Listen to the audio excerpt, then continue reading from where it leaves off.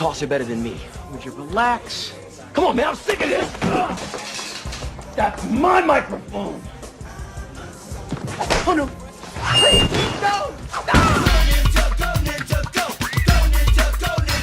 Vanilla Ice is facing some serious charges tonight. He was arrested in connection with the theft of bicycles, a swimming pool heater, and furniture at a Lantana home. I feel horrible. It's the worst day of my life, you know, getting arrested, everything. I mean, shocking. It's like, whoa, you know. And what comes to mind when you think of the 90s? Flannel shirts, grunge music, vintage boombox, and of course the meteoric rise of a certain rapper who had us all chanting, "Ice, Ice, Baby."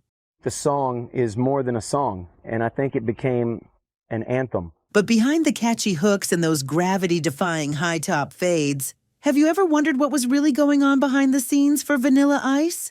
I'm not a white rapper, by the way. I'm a rapper. You don't label music with colors.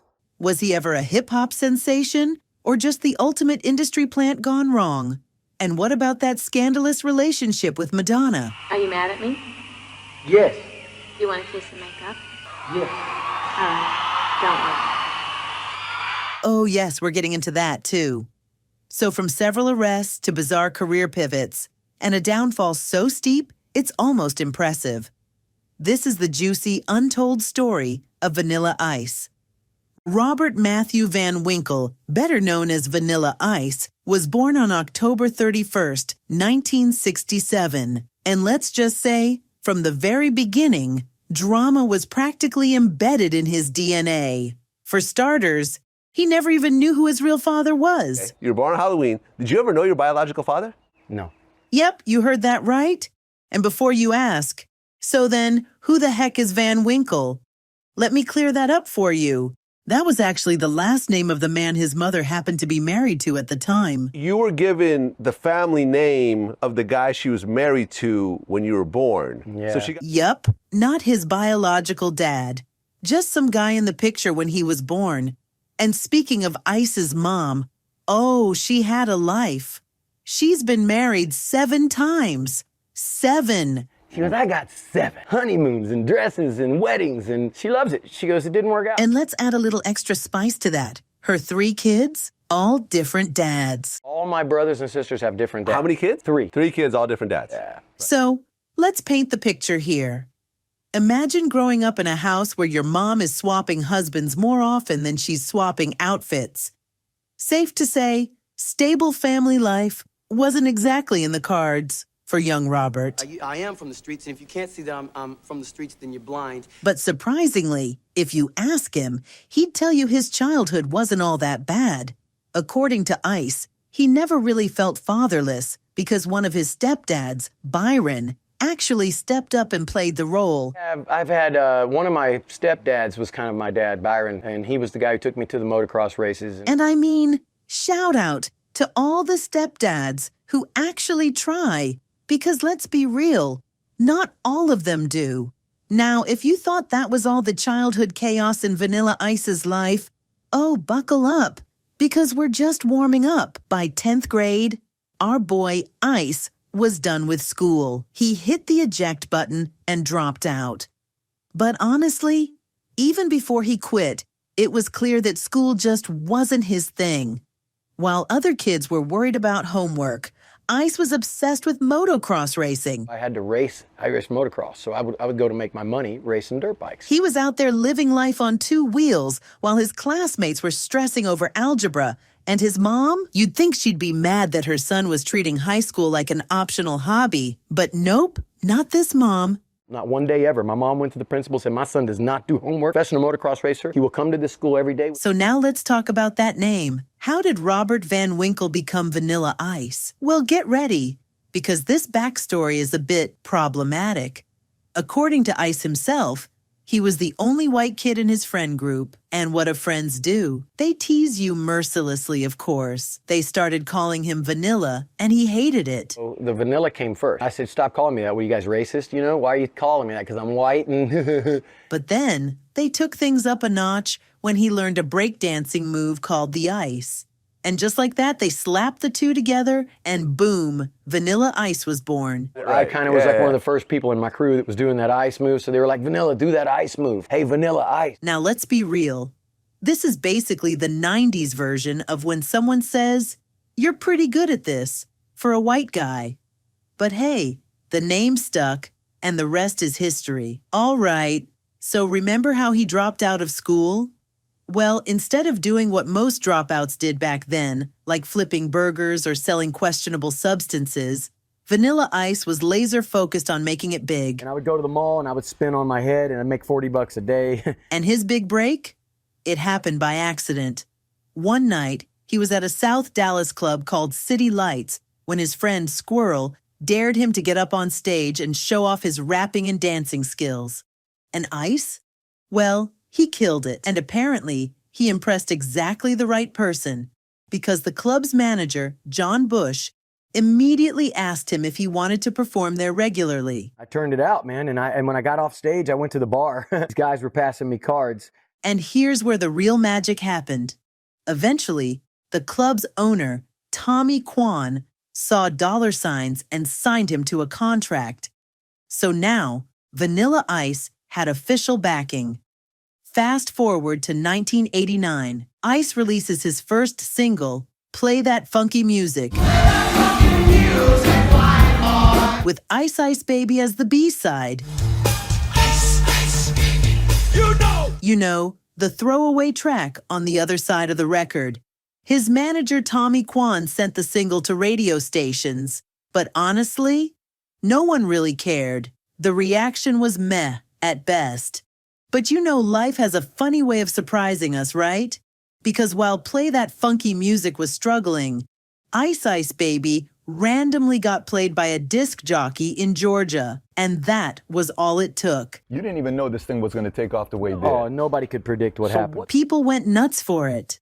An anthem, almost to the point where it surpasses a #1 hit song. Before long, the song started blowing up, and just like that, Vanilla Ice went from unknown to unstoppable. So it's incredible. It was 19 when it blew up. By 1990, Ice Ice Baby became the first hip-hop song ever to hit #1 on the Billboard Hot 100. Let me repeat that. Not Tupac, not Biggie, not Run DMC. Nope, Vanilla Ice was the first rapper to ever top the Billboard Hot 100. I know. And oh, we're not done. When he signed a new deal with SBK Records, they decided to remix and repackage his entire album under the new name To the Extreme. And did it sell? Oh, did it sell?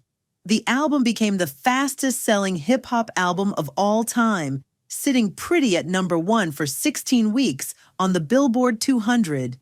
Whew. Sounds like a fairy tale ending, right? Well, not so fast. Because behind all the record sales, screaming fans, and wild success, Vanilla Ice's real life? It was about to get very messy. Now let's really get into the mess. Because being a white rapper in a predominantly black genre... You talked about people that said a white boy couldn't rap. I guess there are. Oh, Vanilla Ice felt the tension. And let me tell you, he did not keep quiet about it. So picture this. It's 1991, the American Music Awards. Ice just won Favorite New Pop Rock Artist, which, let's be real, was already a little sus considering he was a rapper. And instead of giving the usual thank you to my fans speech, Ice decided to, well, vent. Try to hold me down and talk bad about me, kiss my white butt. Word mother. And the way he was talking, it definitely sounded like he was pointing fingers at some of his fellow black rappers who weren't exactly thrilled about a white guy dominating their genre. Ever since my record went #1, everybody's got it, you know, I'm a prime suspect to be picked on. They're picking on me. I mean, that's all there is to it. And if that wasn't enough, things took an even wilder turn when Ice appeared on the Arsenio Hall show. You made a statement that they had to bleep out, at least on the West Coast. Now, if you know anything about Arsenio, you know he doesn't do sugarcoating, and he definitely wasn't about to let Ice play the victim card. Ice seemed to feel like he was getting hate simply because he was white and successful in hip-hop. But Arsenio didn't see it that way, and he had a totally different viewpoint on the whole thing. To him, the real issues was some of the white people in the industry suddenly going all in on rap, but only because they finally saw a white face on the cover of a hip-hop album. Are probably angry because some of the white people screaming didn't buy rap until you did it, until they saw a vanilla face. Whew, you could feel the tension through the screen. And Ice? He stood his ground, saying it wasn't his fault and that black rappers shouldn't be blaming him for the industry's biases. No, you're angry. It's not my fault. Did I have anything to do with that? So no. And let me tell you, that conversation got awkward real fast. Well, you brought him out just to show you have a black supporter and... No, I brought him out because he's a friend of mine. But if you thought that was the end of the drama, oh no, it was just getting started. A few weeks later, in living color, the legendary sketch show led by Keenan Ivory Wayans roasted Vanilla Ice in a parody so brutal, it probably still haunts him. And when I say brutal, I mean it. They tore him to shreds. Stabbed in the butt, but it was a toilet paper cut.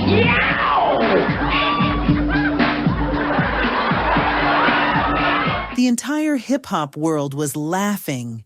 It was like the official stamp that Vanilla Ice had gone from being the hottest thing in music to being a straight-up joke. Oof. And let's just say it only got worse from there. Because when Suge Knight enters the chat, you know things are about to get real dangerous. So here's the deal. After Ice Ice Baby blew up, everybody wanted a piece of the pie. And one person who definitely wanted his cut? None other than the notorious Suge Knight. And let's be real, when Suge wants something, he's gonna get it by any means necessary. Now, here's where it gets real messy. Apparently, a Dallas rapper named Mario Lavelle Johnson actually co-wrote Ice Ice Baby. But guess what? He wasn't getting paid what Suge thought he deserved. And Suge? He wasn't about to just ask nicely. Legend has it, Suge and his boys pulled up on Vanilla Ice at a hotel and had a very persuasive conversation. And by persuasive, I mean they allegedly dangled him over a 15th floor balcony. So the story goes, Suge took me out on the balcony. He had me look over the edge.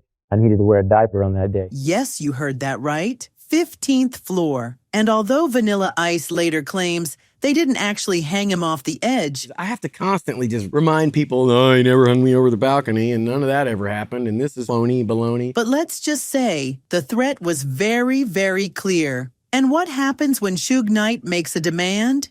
You comply. You know, he said the guy wrote the song. He didn't have a problem with it. He said that's not what he says at all. Ice signed over a portion of the Ice Ice Baby royalties to Suge and Mario, which, surprise, surprise, helped fund the launch of Death Row Records. Yep, let that sink in. The same label that gave us Tupac, Snoop Dogg, and Dr. Dre. If it wasn't for Vanilla Ice, would there be Snoop Doggy Dogg or Death Row Records? Partially funded by Vanilla Ice's money.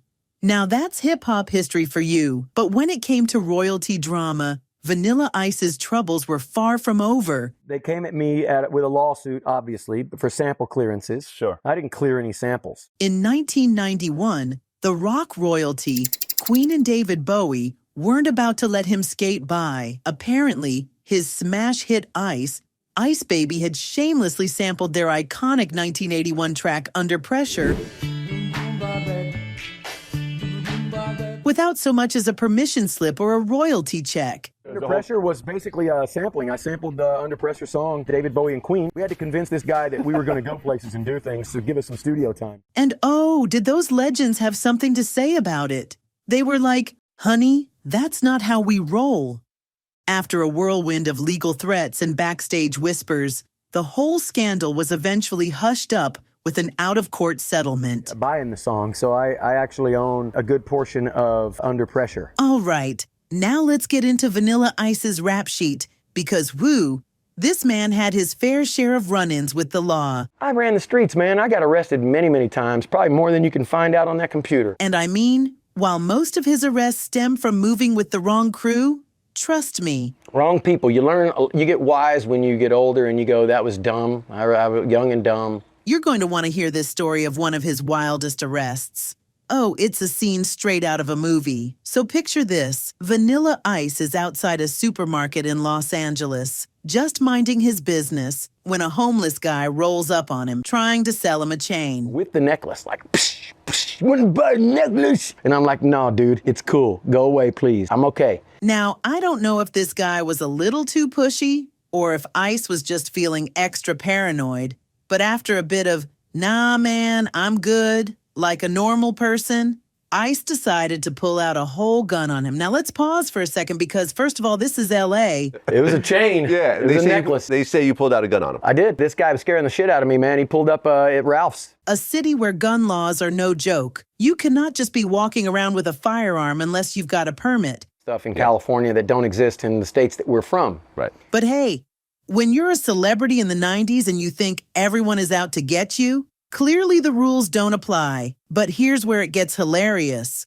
The homeless guy. He wasn't about to just walk away and take the L. Oh, no, no, no. This man went straight to the police. 10, 15 minutes later, the SWAT team, forget the police. Damn. I'm talking 30 cops, man, with the shields. Next thing you know, cops pull up, and guess who's getting arrested for possession of a firearm? Yep, Mr. Ice Baby himself. He ended up spending a whole night in jail before finally getting everything sorted out. Moral of the story: maybe don't wave a gun at strangers in a city with some of the strictest gun laws in the country. Now here's the tea you've all been waiting for. Vanilla Ice's sizzling romance with none other than the queen of pop herself, Madonna. Yeah, Madonna is huge, Was the female man. equivalent of Michael Jackson. Yes. I don't even want to say bigger, but yeah. Yes, you heard it right. Our very own Ice once dated the Madonna. And get this, even though she was 9 years his senior, it was Madonna who made the first bold move.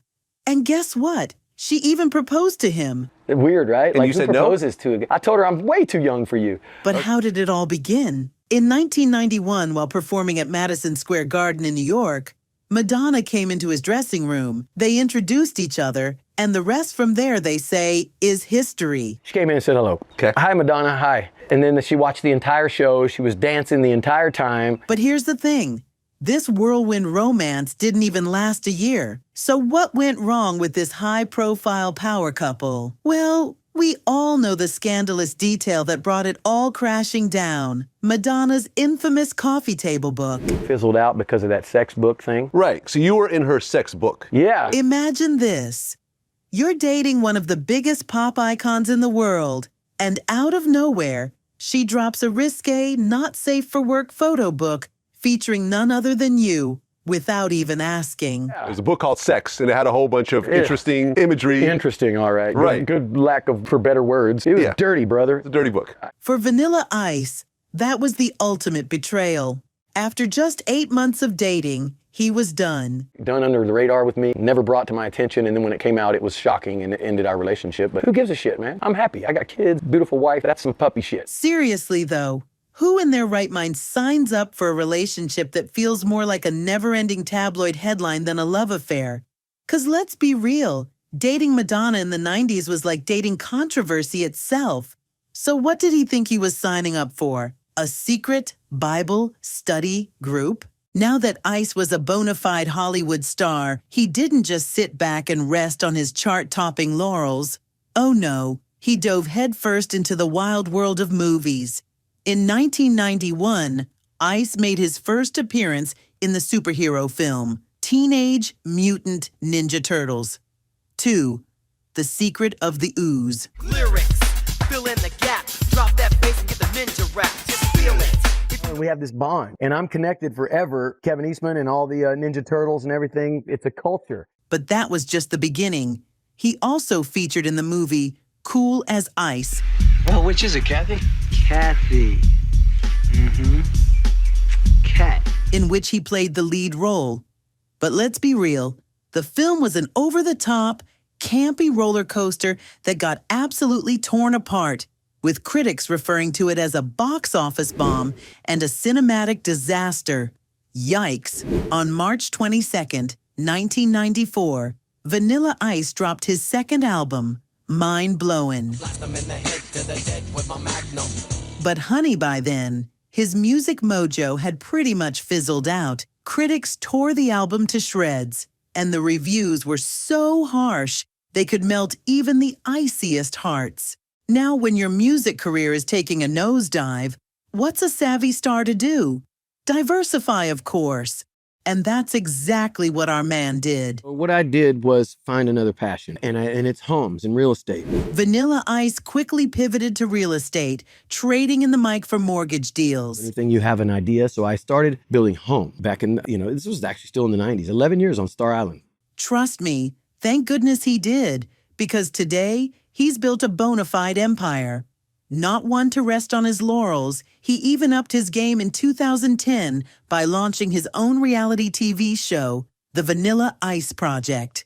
And let me tell you, this man absolutely killed it. Hey, welcome to the new Vanilla Ice Beach Project in St. Augustine. I mean, now that's a comeback story worth its weight in gold. Okay, so after the whole Madonna scandal, Vanilla Ice wasn't done with romance just yet. This time around, he actually went all in and tied the knot. In the summer of 1995, he met Laura Jarita. And by 1997, our icy heartthrob was strutting down the aisle like he'd found his forever girl.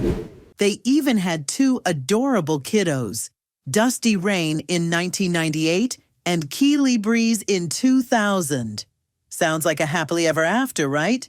But trust me, the plot twist came fast. In January 2001, things took a dark turn when Ice was arrested for assaulting his wife. And if you thought that was a one-off scandal, think again. He found himself in hot water not once, but twice more for similar incidents again in 2004 and 2008. By 2016, Laura had clearly had enough of the drama and filed for divorce. Whew. Now that's what I call living a roller coaster life. So what is Vanilla Ice up to in 2025? Well, our once scandal-ridden icon has totally reinvented himself. These days, he's all about the chill life. He's a proud dad, a home renovation pro, and occasionally he even pops up for nostalgic 90s performance. He has even reignited his old passion for motocross racing. And with a net worth of $20 million, it's clear that Ice is living his absolute best life. And seriously good for him.